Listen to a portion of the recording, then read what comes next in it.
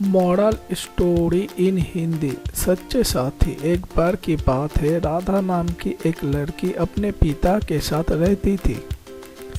उसकी माँ बचपन में ही गुजर गई थी। वो अपने घर का काम करती फिर कॉलेज जाती थी।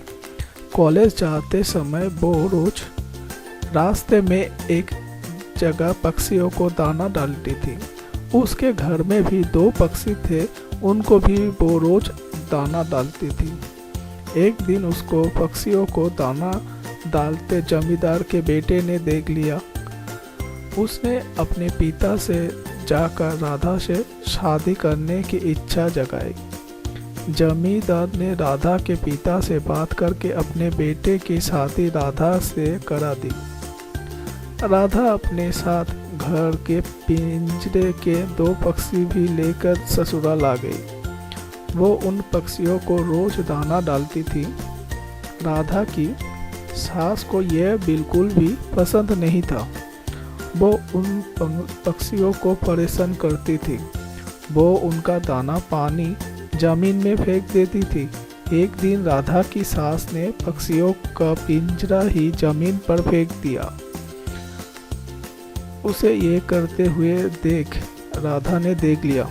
राधा ने मना किया तो उसके सास ने राधा को ही डांट दिया।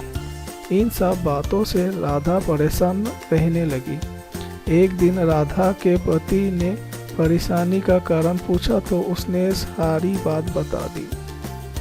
उसके पति ने राधा को पक्षियों की भलाई के लिए उनको पार्क में छोड़ने की सलाह दी।